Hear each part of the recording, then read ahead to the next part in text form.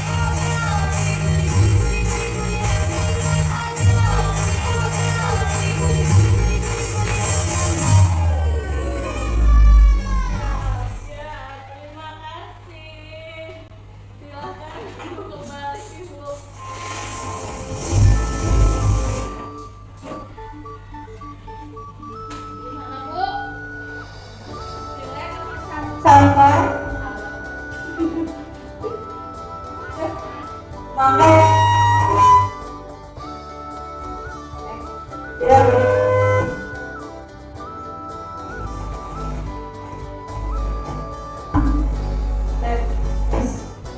Ya. Cek. Kita lanjutkan ya Bu.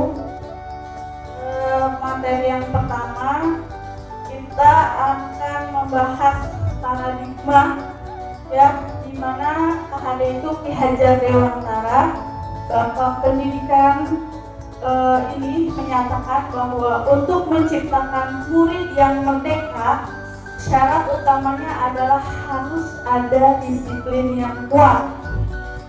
Di sini disiplin yang dimaksud adalah disiplin dalam diri, baik itu dalam diri guru ataupun di dalam diri siswa, dan memiliki motivasi internal.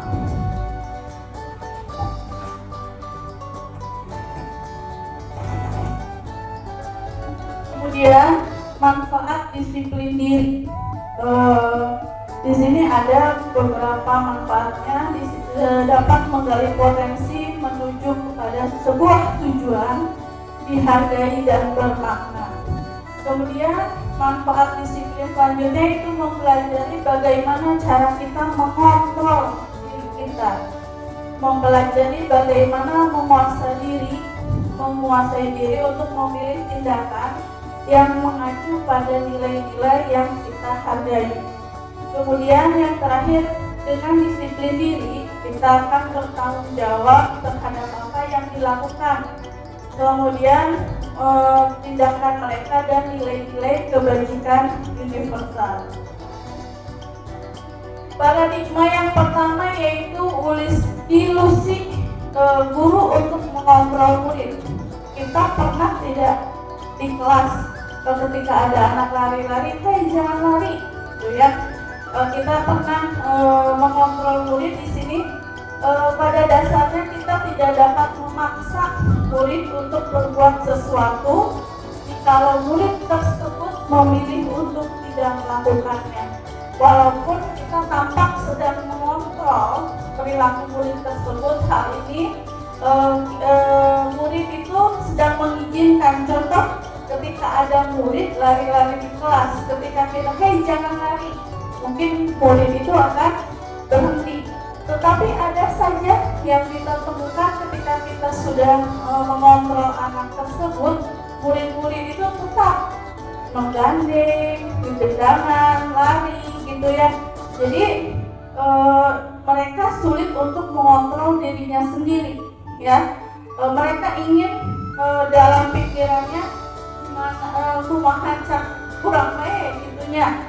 Walaupun ada sosok guru yang mengontrolnya, tapi tetap di sini stimulus respon lawan teori kontrolnya guru itu untuk mengontrol murid, tetapi tetap saja. Kemudian yang kedua ini penguatan positif, efektif dan bermanfaat. Ketika ada yang lari-lari, kemudian kita bujuk ya, jangan lari, pintar, atau misalkan kasep, nanti kalau misalkan dia lari ibu kasih nilai, ibu kasih bintang. Jangan ribut ya, misalkan seperti itu, atau jangan berkelahi ya, nanti di sini ibu akan kasihkan apa gitu ya. Di sini ada bujukan-bujukan dalam bentuk kontrol. Jadi tidak hanya ucapan, tetapi di sini ada bujukan kata-kata rayuan gitu kepada siswa, kepada murid. Di sini dalam jangka waktu tertentu memungkinkan murid tersebut akan menyadarinya dan mencoba untuk menolak bujukan, atau bisa jadi murid tersebut menjadi tergantung. Ketika murid ribut, jadi bu guru nggak membujuk saya, gitu ya. Kadang keseringan dibujuk ketika anak itu bertindak atau bertindak, kita tidak membujuk, kok aneh ya, jadi merasa aneh gitu. Kemudian yang ketiga, menggunakan kritik. Di sini ilusi bahwa kritik dan membuat orang merasa bersalah dapat menguatkan karakter. Menggunakan kritik untuk mengontrol murid menuju pada identitas gagal. Mereka belajar untuk merasa buruk tentang diri mereka. Ketika kita bilang, kamu mau bodoh-bodoh deh, kamu anak nakal. Jadi di dalam pikirannya murid tersebut, saya sudah dicap oleh guru anak nakal, saya sudah dicap oleh guru anak yang bodoh. Itu jadi mau belajar sama orang tua pun, kata gurunya saya mau bodoh, gitu ya. Jadi kita tidak boleh menjudge anak itu bodoh, nakal, gitu ya, agar merasa bersalah, tidak boleh. Kemudian yang terakhir, ilusi bahwa orang dewasa memiliki hak untuk memaksa. Banyak orang dewasa yang percaya mereka memiliki tanggung jawab untuk membuat murid-murid berbuat hal tertentu. Apapun yang dilakukan dapat terima selama ada sebuah kemajuan berdasarkan sebuah pengakuan kinerja. Pada saat itu pula orang dewasa akan menyadari bahwa perilaku memaksa tidak akan efektif untuk waktu jangka panjang. Jadi hanya sebentar ya. Ketika anak dipaksa kerjakan PR, ya. Kalau nggak ngerjain PR nanti akan ada hukumannya, ada sanksinya, dan itu hanya berlaku pada jangka pendek. Kemudian di sini kita sering mengetahui atau mendengar kata disiplin. Kata disiplin selalu dihubungkan dengan hukuman. Kalau nggak upacara, nggak pakai sepatu hitam, maju ke depan, dipanaskan, gitu ya. Jadi ceritanya untuk mendisiplinkan ya, tapi di sini kita salah miskonsepsi ya.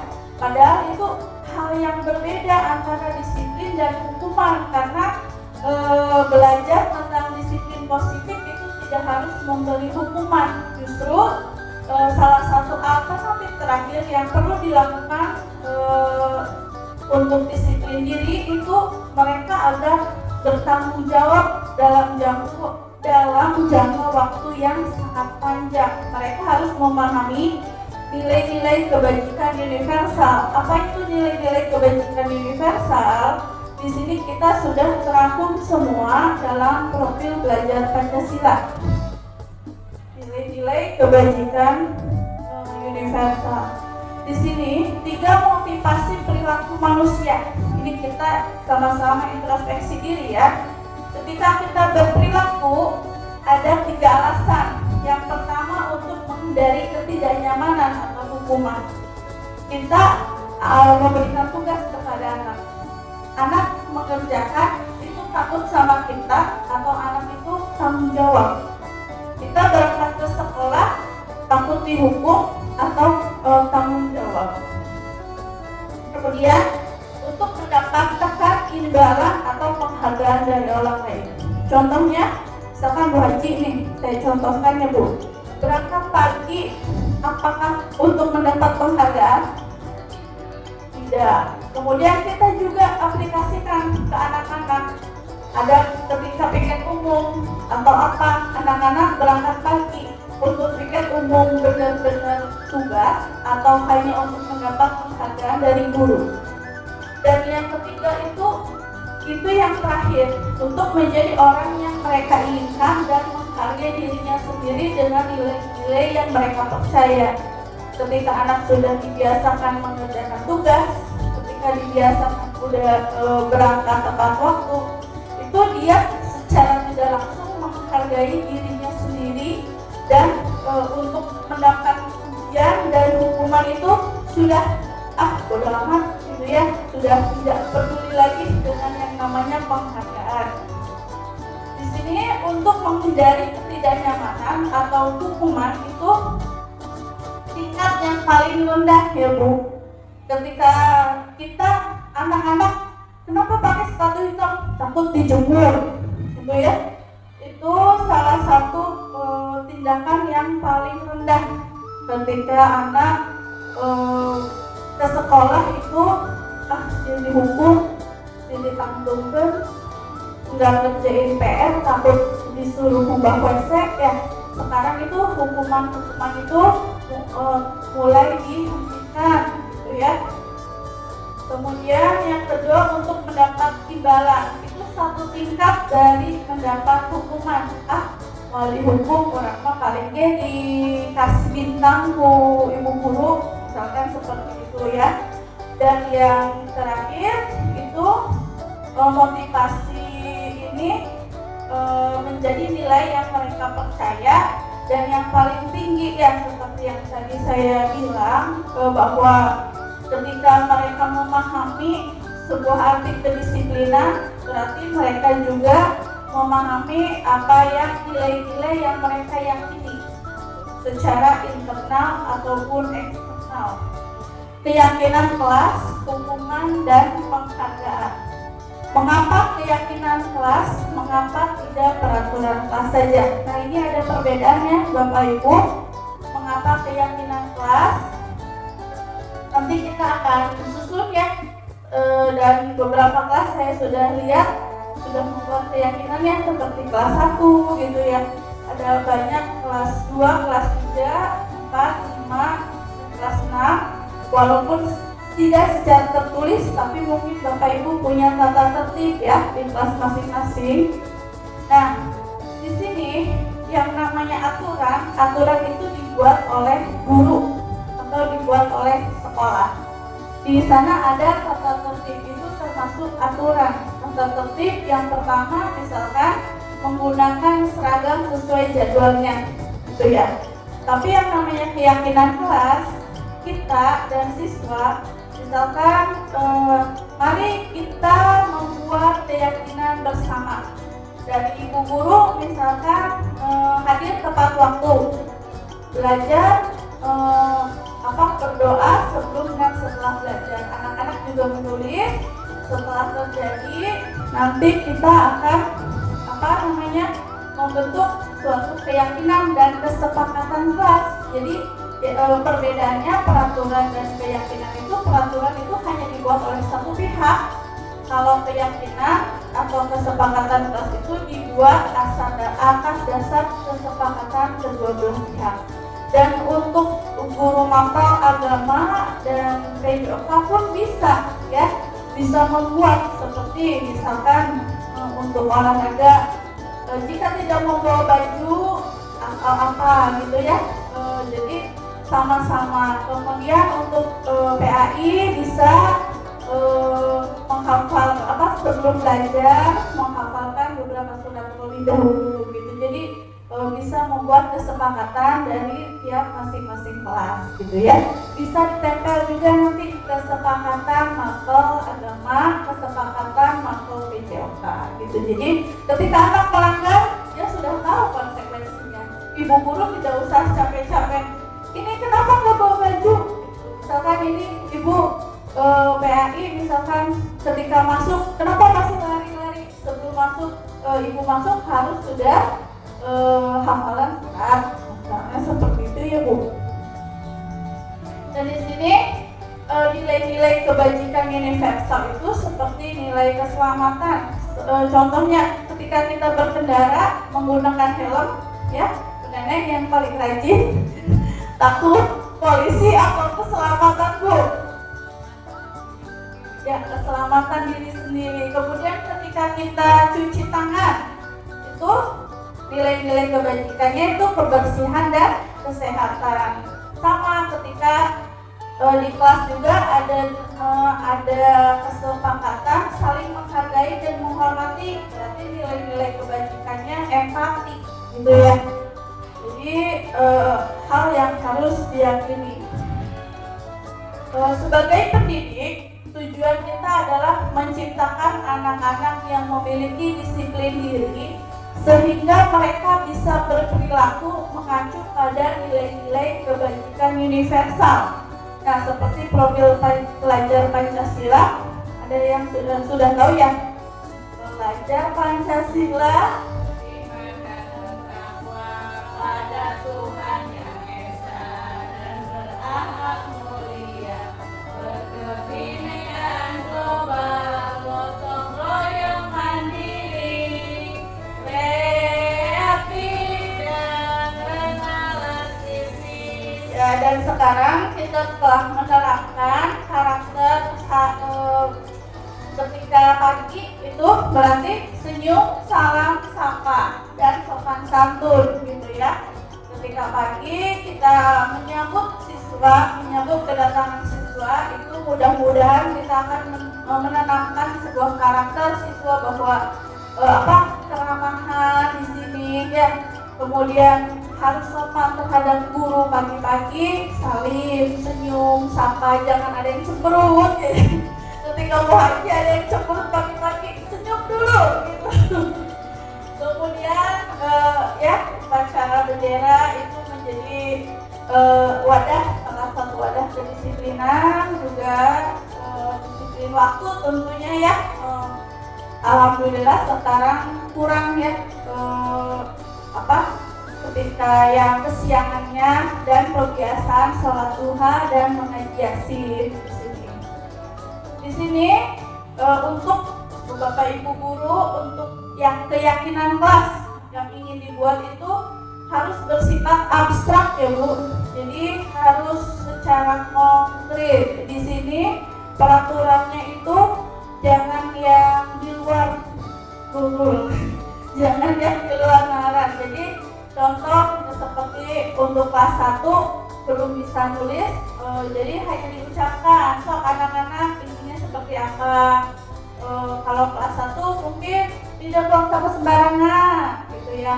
Dan ini keyakinan kelas berupa pernyataan-pernyataan universal dan dibuat dalam bentuk positif. Jadi jangan sampai ada kata tidak, kata jangan, dan tidak boleh, harus diganti. Ketika tidak boleh buang sampah berarti diubah menjadi buanglah sampah pada tempatnya. Tidak boleh ribut berarti jagalah keamanan dan ketertiban di kelas. Diganti bahasanya dengan bahasa yang positif. Kemudian di sini contoh ya Bu, ini keyakinan kelas 6 dari beberapa siswa. Saya ambil kesimpulan karena anak-anak buang sampah pada tempatnya, kemudian jangan makan di dalam kelas, berarti kita rangkum menjadi kebersihan kelas tanggung jawab bersama. Ini kebersihan kelas ini mencakup jangan buang sampah sembarangan. Jadi nanti dari setiap pikiran anak-anak kita rangkum, oh ini berarti tentang kebersihan kelas. Untuk masalah pikir, jangan buang sampah sembarangan, kemudian jangan makan di kelas ya. Ini kemudian saling menghargai. Ini mencakup ketika anak suka membuli ya Bu, membuli orang tua, membuli fisik, ya, membuli secara verbal gitu. Jadi kita rangkum menjadi saling menghargai. Jadi jangan sampai ada kata-kata tidak boleh membuli, itu jangan sampai ada kata negatifnya. Kemudian hadir di kelas tepat waktu. Hadir di kelas tepat waktu itu sudah mencakup ketika anak menulis jangan telat gitu ya. Kemudian banyak lagi dirangkum menjadi hadir di kelas tepat waktu. Dan yang terakhir, aktif dalam pembelajaran. Ini termasuk ketika jangan berisik.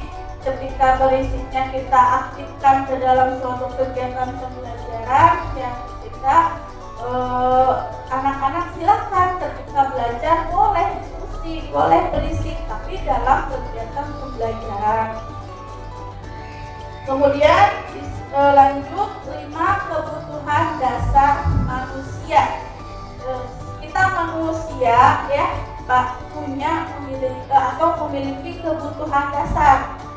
Contohnya yang pertama, kebutuhan bertahan hidup ya Bu. Kita sehari-hari bertahan hidup dengan apa? Bekerja, makan, ya, mencari kegiatan-kegiatan. Untuk apa sih kita bekerja? Ya, untuk bertahan hidup. Ya, untuk apa sih kita misalkan makan? Ya. Kemudian kita butuh tidak cinta dan kasih sayang. Ya. Kita butuh cinta dan kasih sayang atau kebutuhan terima.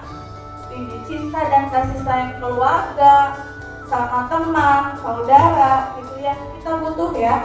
cinta dan kasih sayang. Kemudian penguasaan, kebutuhan penguasaan atas kemampuan. Nah, di kelas itu banyak beragam anak-anak kita, ya. Anak-anak kita ada yang pintar menggambar, pintar matematika, pintar puisi. Jadi kita harus bisa, oh ini pengakuan, harus diakui Bu, bahwa kamu mah nggak bisa apa-apa, padahal dia juara 1 misalkan lomba lari. Jangan bilang kamu nggak bisa apa-apa dalam hal ini, tapi dia jago dalam hal lain gitu. Jangan pernah menyebutkan kepada anak bahwa kamu nggak bisa apa-apa. Setiap anak itu unik ya Bu ya. Kemudian kesenangan, kita butuh kesenangan ya. Contohnya healing lah ya Bu, atau refreshing gitu ya. Kita butuh kesenangan, kebutuhan untuk merasa senang gitu ya.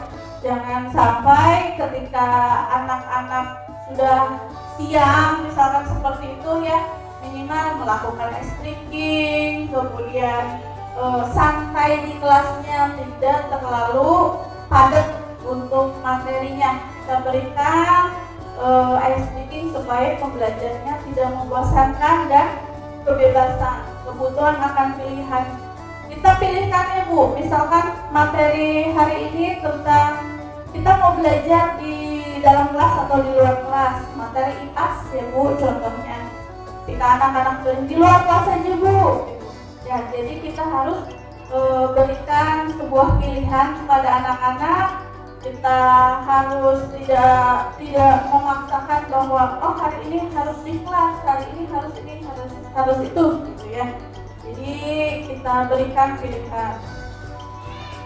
Dan di sini ada 5 posisi kontrol kita sebagai guru Bu. Bapak Ibu, di sini ada posisi sebagai penghukum, seperti kalau tidak mengerjakan PR, nanti Bapak hukum, nanti Ibu hukum lari 3 keliling lapangan, gitu ya. Kemudian posisi membuat merasa bersalah ketika anak melakukan kesalahan. Nah kamu sih salah seperti itu, gitu ya. Jadi jangan sampai kita membuat anak merasa bersalah. Kita memposisikan posisi sebagai teman, tapi zaman sekarang ya, ketika kita terlalu dekat dengan anak, ketika anaknya tidak bisa memposisikan diri sebagai guru dan murid. Ya, ketika kita posisi teman, tapi kita boleh ketika anak ada masalah di rumah, misalkan anak ini biasanya ceria, kenapa tiba-tiba sekarang sedih gitu ya. Kita boleh tanyakan, kenapa Neng?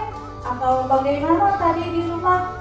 Gitu. Dan posisi pemantau itu ketika setiap harinya kita pantau anak-anak apakah ada kekurangannya, kemudian oh hari ini anak itu berbeda ya, jadi jangan sampai terlalu cuek kepada anak gitu, karena anak pun di sekolah membutuhkan sosok ketika di rumah sedang bete atau di rumah sedang sedih, kita itu kita kelihatan, merasakan, melihat oh itu lagi sedih nih, sepertinya lagi itu ada masalah.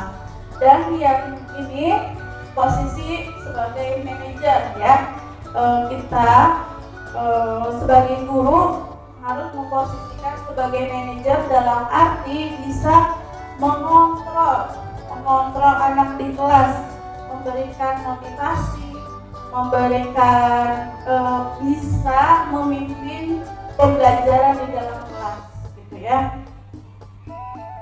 Lanjut lagi, nah di sini sebagai penghukum ya, banyak yang kita salah atau miskonsepsi ya Bu selama ini, bahwa anak salah harus dihukum gitu ya.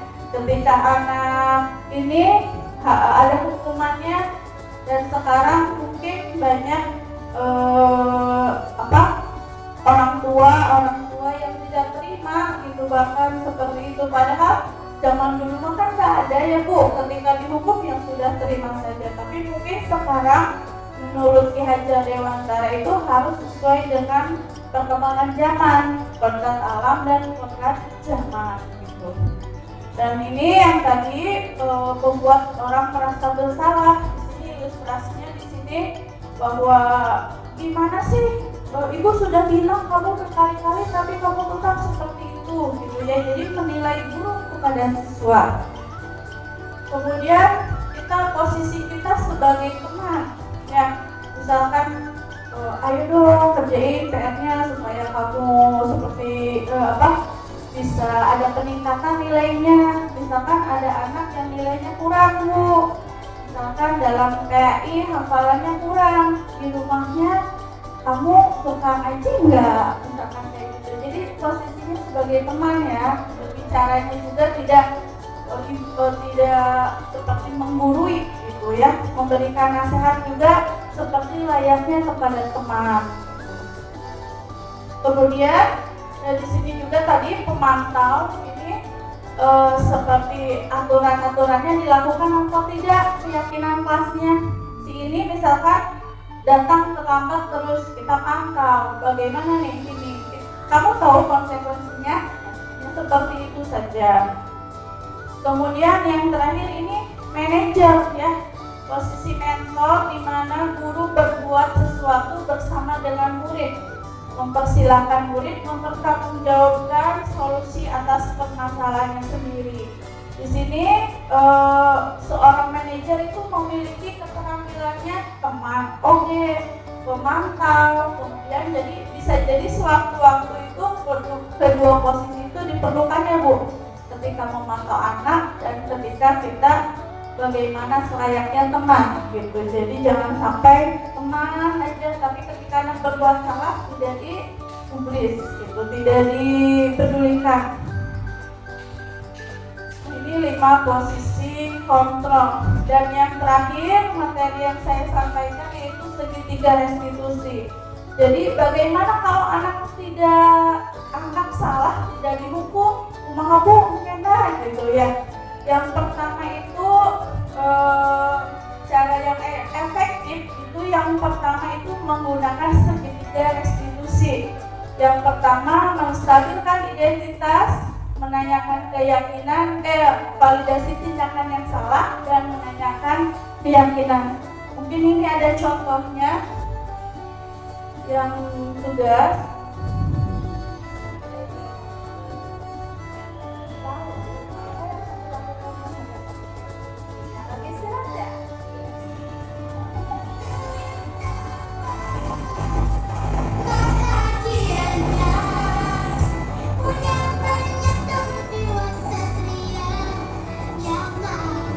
Ini ada kasus Habibie, pelajarannya selalu ditiru sama adik ya, adik.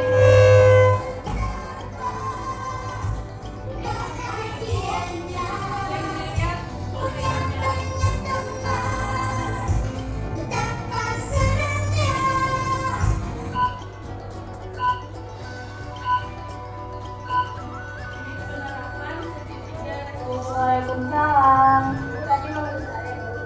Lagi istirahat ya? Iya.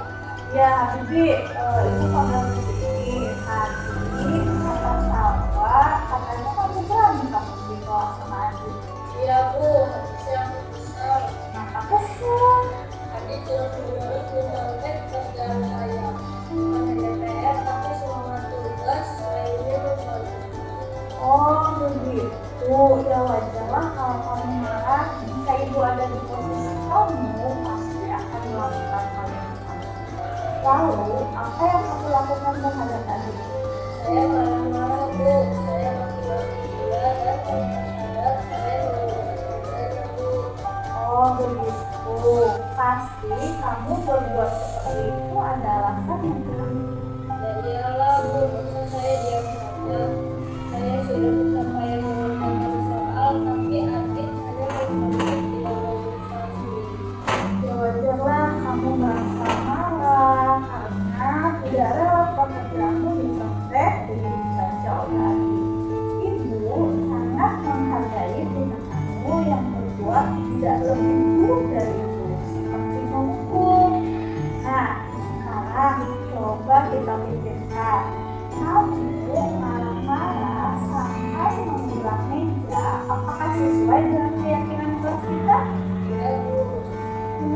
kamu keyakinan kelas apa yang sudah dilanggar? Ya, menurut kamu saling menghormati antar teman itu penting tidak? Ya, baik. Kalau menurut kamu itu penting, ya keyakinan apa yang harus kamu lakukan ketika kamu sedang marah? Ya, kita harus lebih sabar ya. Kamu bersedia tidak untuk memperbaiki masalah ini? Nah, apa yang kamu lakukan untuk memperbaiki masalah ini? Saya harus bersabar dan berharap kepada saya. Jika ada yang mendetek, saya akan melakukan. Ya, tepat sekali tindakanmu kali ini. Tetap semangat ya. Dan sekarang silakan lanjutkan waktu istirahatnya.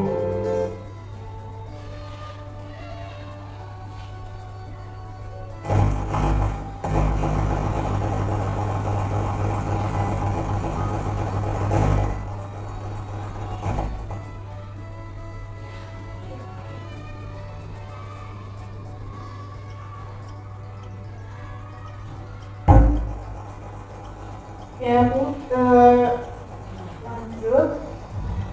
Tadi itu tentang disiplin.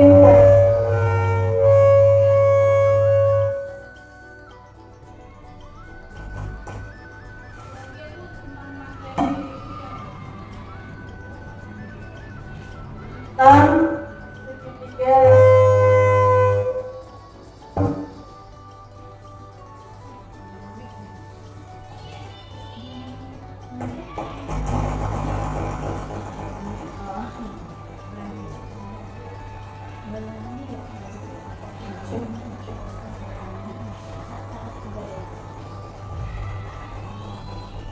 Satu lagi ya Bu, materi tentang segitiga restitusi.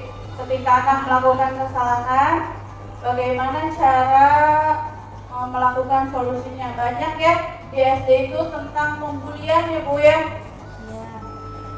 Di sini bagaimana caranya? Yang pertama tadi kita kasih contoh yang lainnya Bu. Untuk SD kan pembulian ya Bu, banyak yang ngebully.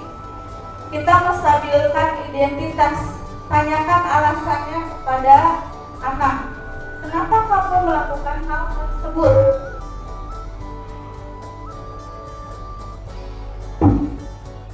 Kenapa kamu melakukan hal tersebut? Gitu. Atau misalkan bagaimana kejadian tersebut, gitu ya. Kemudian kita harus validasi tindakan yang salah.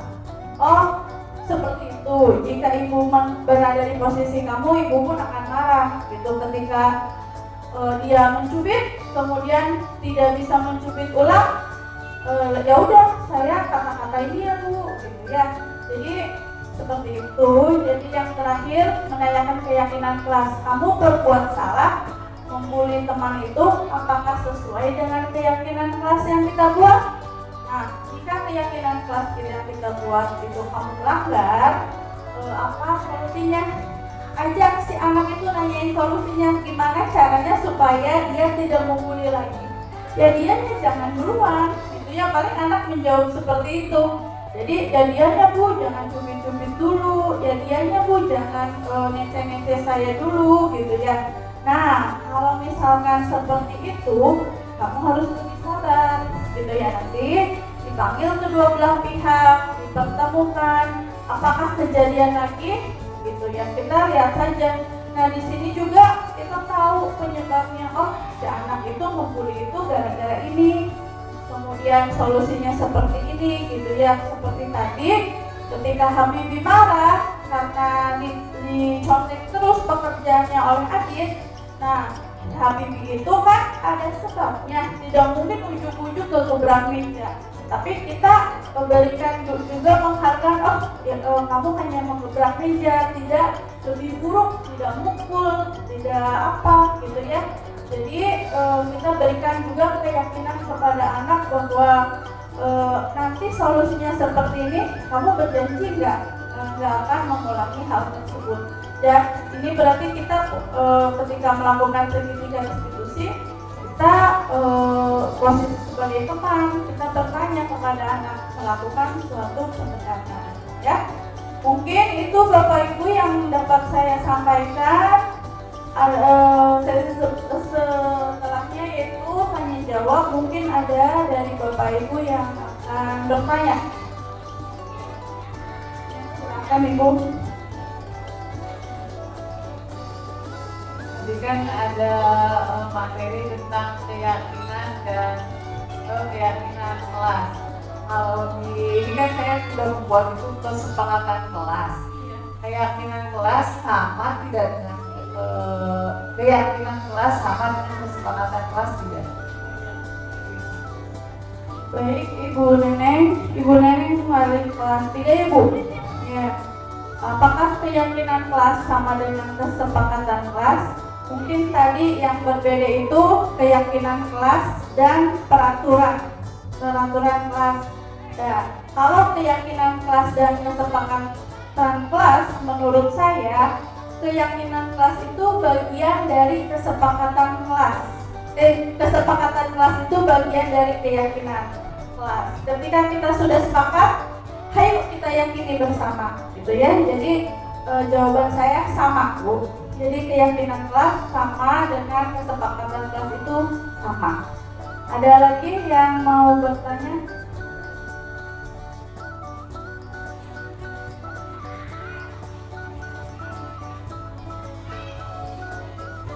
Tadi dalam segitiga restitusi saya bertanya, kenapa dalam segitiga restitusi itu kesalahan harus divalidasi?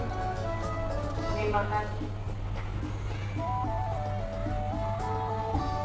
Mungkin yang ini ya, Bu.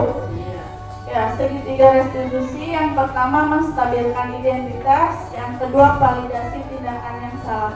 Dalam tahap validasi tindakan yang salah, tidak untuk membenarkan, tapi untuk menjadi pembelajaran, Bu.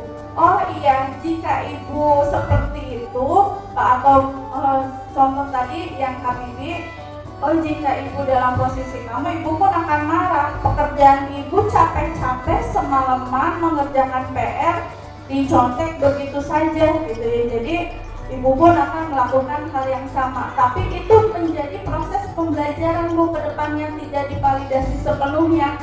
Ada kata, tapi kamu harus lebih bersabar, gitu. Oh, jika Ibu ada di posisi kamu, Ibu pun akan sama, gitu. Dalam kata-kata itu berarti itu sedang memvalidasi tindakan yang salah. Tetapi di sini ada menanyakan keyakinan kelas. Ketika kamu seperti itu, apakah sesuai dengan keyakinan kelas? Gitu ya. Mungkin itu jawaban saya. Validasi tindakan yang salah itu sebuah pembelajaran, ya, bukan berarti memvalidasi anak itu betul, gitu ya. Mungkin itu Ibu jawaban dari saya. Ada lagi yang mau ditanyakan, Bu?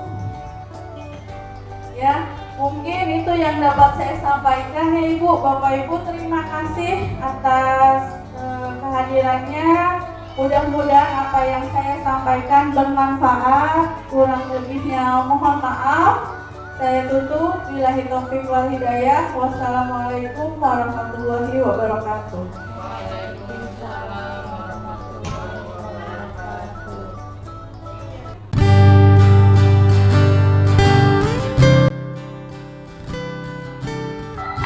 Assalamualaikum warahmatullahi wabarakatuh. Waalaikumsalam warahmatullahi wabarakatuh. Bagaimana kabarnya hari ini? Alhamdulillah. Saya pisan. Allahu Akbar ya. Sekarang silahkan Bibi pimpin doa dulu.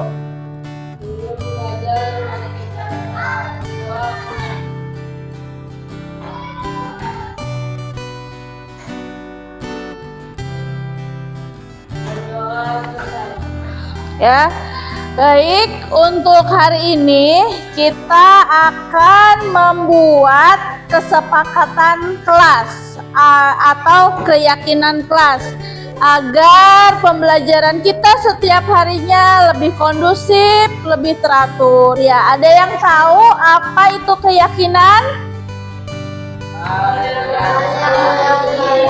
Ya, keyakinan hal yang harus diyakini. Jadi silakan nanti buat kata-kata atau kata-kata aturan-aturan kelas. Nanti peraturan-peraturan itu kita sepakati dan nantinya kita yakini dan pasti kita akan laksanakan. Baik, silakan Ibu kasih contoh dulu ya.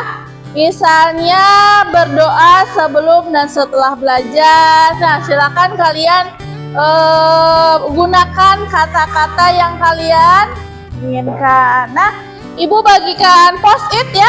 Nanti silahkan ditempel di depan ya. Awas jangan kebalik. Silakan bebas ya. Kata-katanya tentang aturan yang kalian ingin di kelas ini seperti apa, kemudian belajarnya ingin seperti apa,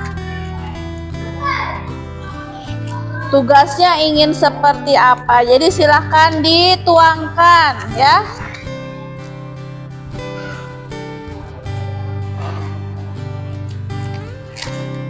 Silahkan isi, boleh menggunakan pulpen ya.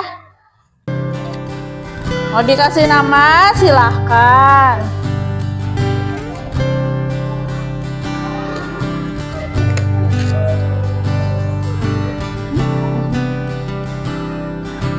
Baik, silahkan ditulis ya.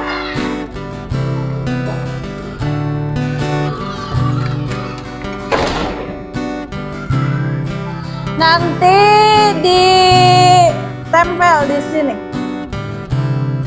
Kalau sudah,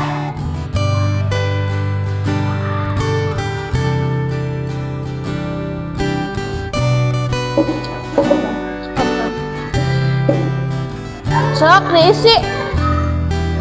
Yang sudah boleh ditempel. Yang sudah diisi boleh ditempel di sini. Ya, supaya nanti kita baca bersama-sama. Ya, silakan. Yang sudah, silakan ditempel.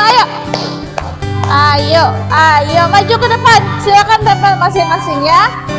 Ya, sok sayang pintar. Ayo.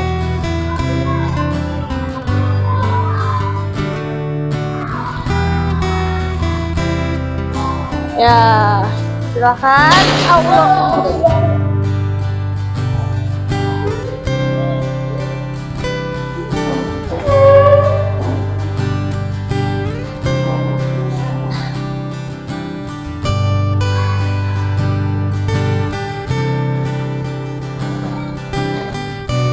Ya.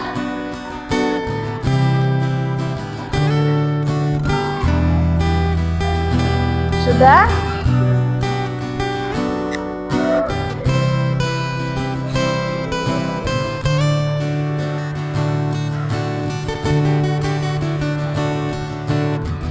Sudah, yang sudah silahkan duduk kembali ya.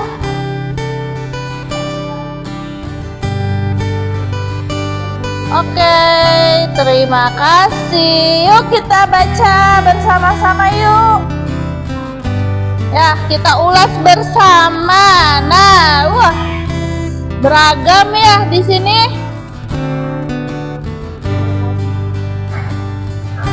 Ya, tempelnya yang ini, takut jatuh. Ya, silahkan ditempel. Sudah ya? Sudah semua ya? Baik. Ya, silahkan duduk kembali. Terima kasih. Oh, belum. Satu lagi. Oke. Yang pertama, saling menghargai, saling menghormati. mengikuti upacara, menyampaikan tugas, mengumpulkan tugas tepat waktu, izin sebelum keluar kelas, datang lebih awal, angkat tangan ketika mau berbicara, bertanggung jawab, melaksanakan piket, disiplin, menghormati guru dan teman, berdoa sebelum dan sesudah belajar. Ya, tidak membuang sampah sembarangan, mendengarkan penjelasan guru, tidak makan di kelas. Ya, baik. Untuk selanjutnya, di sini Ibu masih lihat ada yang menggunakan kata-kata yang negatif seperti tidak, jangan, tidak boleh. Yuk kita rubah ke kata-kata yang positif ini. Ibu menemukan dua, mana tadi? Yang ini tidak membuang sampah sembarangan, dan satu lagi tidak makan di kelas. Ya, tidak membuang sampah sembarangan itu harus diganti menjadi apa? Buanglah sampah pada tempatnya. Tolong tulis pintar. Habibi tulis. Kemudian tidak makan di kelas berarti makan pada jam istirahat. Silahkan tulis. Makan pada jam istirahat. Ya, kita ubah kalimat negatifnya menjadi kalimat positif supaya kalian juga melakukannya dengan hal-hal yang positif ya. Baik, silahkan ditempel saya.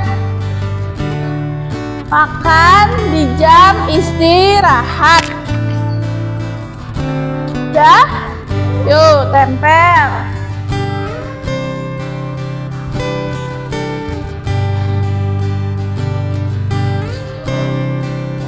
Ya, sudah.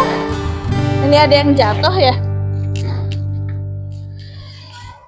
Ya, sudah. Nah, sekarang kita ambil nilai-nilai.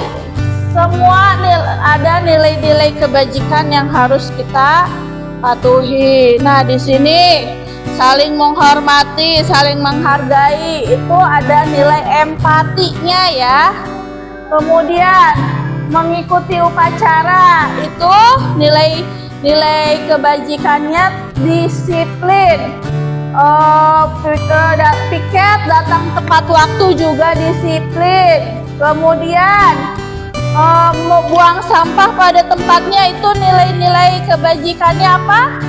Kebersihan dan kesehatan. Makan di jam istirahat juga ya, kebersihan dan kesehatan. Makan boleh, tapi jangan ketika belajar. Baik, ya sekarang selanjutnya kita sudah dikelompokkan untuk disiplin. Ini disiplin ya, disiplin. Kemudian mengikuti upacara, itu nilai kebajikannya termasuk ke disiplin. Nah, baik, kita ambil di sini ya. Kemudian saling menghargai, setuju, saling menghargai, menghormati, sepakat semuanya. Kemudian berdoa sebelum dan sesudah belajar, sepakat. Kemudian izin sebelum keluar kelas atau ketika mau keluar kelas ke toilet, sepakat. Mengumpulkan tugas tepat waktu, sepakat. Membuang sampah pada tempatnya, sepakat. Nah, ini tadi sudah dikelompokkan. Kemudian ini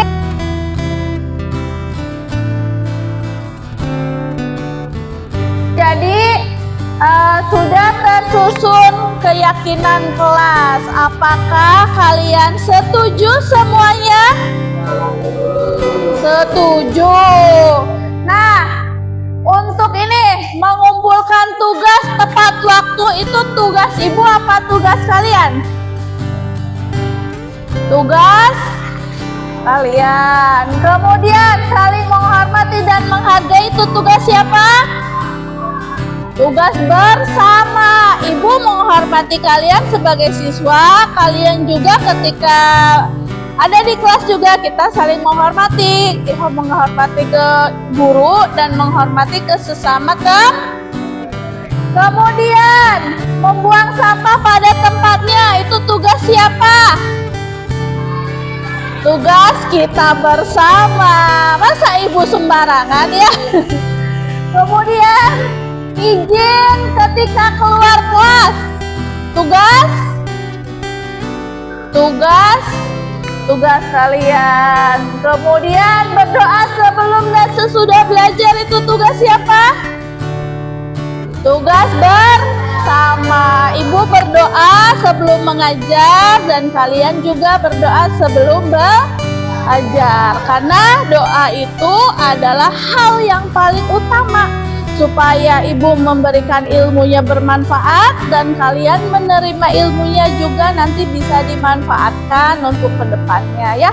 Dimudahkan ketika mengerjakan tugas ya. Baik, ini semuanya sudah sepakat? Ya, nah sekarang setelah sepakat mulai hari ini ya, mulai hari ini kita sepakati dan kita laksanakan, setuju? Ya baik, terima kasih ya. Kita lanjutkan ke pembelajaran selanjutnya ya. Untuk kesepakatan kelas cukup sampai di sini. Baik ya. Manusia merdeka, berbudaya Pancasila, bangkitkan raga rasa dan karsa agar mimpi tercipta. Sekolah aman dan nyaman, ramah anak, tiada perbedaan. Pelajar penuh. Warahmatullahi wabarakatuh. Perkenalkan, nama saya Monika Ayu Paraswati. Saya guru kelas 2. Setelah saya mendengarkan pemaparan materi yang dijelaskan oleh Ibu Aisyah, saya lebih mengetahui dan memahami tentang kegiatan budaya positif di sekolah. Contohnya seperti membuat keyakinan kelas dan menyelesaikan masalah menggunakan segitiga restitusi. Terima kasih.